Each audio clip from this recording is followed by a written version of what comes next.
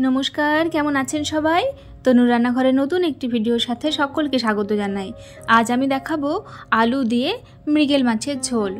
तो आमी आलूगुलोके बड़ो बड़ो करे टुकरो करे लम्बा करे केटे नियेछि आर निये नियेछि आमी एखाने आदा जिरे और काँचा लंकार पेस्ट, साथे निये नियेछि एकटा टमेटो कुचिए, फोड़नेर जोन्नो निये नियेछि एखाने 5 फोड़न, एलाच, शुकनो लंका, तेजपाता और एक टुकरो दारचिनी। एखाने आमी एबारे माछटाके भालो करे परिष्कार करे नियेछि, धुए 6 पिस माछ नियेछि। এই মাছটার মধ্যে আমি এবারে নুন আর হলুদ মাখিয়ে ম্যারিনেশন করে রাখছি। মাছটা প্রথমে আমি ভেজে নেব। এই মাছটার স্বাদটা কিন্তু ভীষণ ভালো, আপনারা পেলে অবশ্যই এইভাবে একবার রান্না করে খাবেন, খুব ভালো লাগবে। আমি কিন্তু আজকে পাতলা করে ঝোল করব আলু দিয়ে, আর আলুটাকেও আমি ভেজে নেব। আপনারা দেখতে থাকুন, আশা করি আপনাদের খুব ভালো লাগবে। তো আমি এখানে 6 পিস মাছ নিয়ে নিয়েছি, মৃগেল মাছ। এটাকে আমি খুব ভালো করে নুন হলুদ মাখিয়ে নিলাম। এরপরে আমি কড়াইয়ে বসিয়ে দিয়েছি। কড়াইয়ের মধ্যে দিয়ে দিয়েছি 5 থেকে 6 চামচ মতন সরষের তেল। তেলটা গরম হয়ে গেলে আমি মাছটাকে একটা একটা করে এইবারে দিয়ে দিচ্ছি। কে কোথা থেকে ভিডিওগুলো দেখছেন অবশ্যই আমাকে জানাতে ভুলবেন না। ভিডিওগুলো কেমন লাগছে অবশ্যই একটি করে কমেন্টস করে যাবেন। আর যদি ভিডিওগুলো ভালো লেগে থাকে তাহলে প্লিজ আমার চ্যানেলটিকে লাইক, শেয়ার, সাবস্ক্রাইব করে বেল নোটিফিকেশনটি অন করে রাখবেন। এতে করে আমার ভিডিও নোটিফিকেশন সবার আগে পেয়ে যাবেন। তো দেখুন মাছগুলো সবগুলো আমি একসাথে দিয়ে দিয়েছি। এবারে উল্টে পাল্টে খুব ভালোভাবে ভেজে নেব।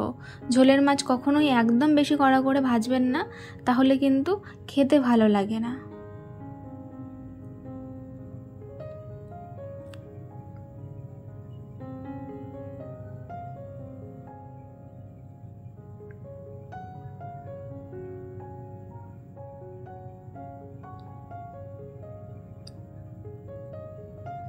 মাঝে মাঝে একটু মুখের স্বাদটাকে চেঞ্জ করার জন্য এরকম যদি পাতলা ঝোল রান্না করে খাওয়া যায় তাহলে কিন্তু ভীষণ ভালো লাগে খেতে।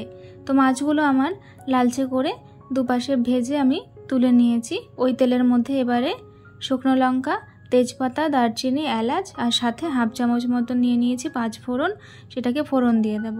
এবারে স্বাদের জন্য আমি এখানে দিয়ে দিলাম একটু হাফ চামচ মতন চিনি।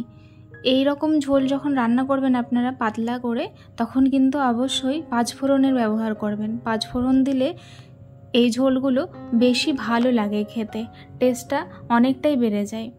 তো আলুটাকে আমি আলাদা করে ভেজে নিই। আলুটাকে এই ফোড়নের সাথেই আমি কিছুক্ষণ লালচে করে ভেজে নেব। তারপরে এর মধ্যে ধীরে ধীরে মশলাগুলো অ্যাড করব।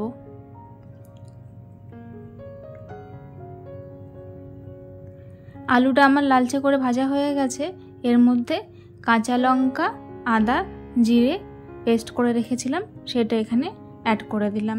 এবারে দিয়ে দিচ্ছি ধনে গুঁড়ো, দিয়ে দিলাম প্রয়োজন মতন নুন। এরপরে দিয়ে দেব 1 চামচ মতন হলুদ, আর তার সাথে আমি দিয়ে দিচ্ছি 1.5 চামচ মতন কাশ্মীরি লঙ্কার গুঁড়ো। আপনারা চাইলে আদা জিরের সাথে শুকনো লঙ্কার পেস্ট করেও দিতে পারেন। আমি এখানে কাঁচা লঙ্কা দিয়েছি। তো এবারে মশলাটাকে খুব সুন্দর করে কষিয়ে নেব, কাঁচা গন্ধটা চলে যাওয়া অবধি।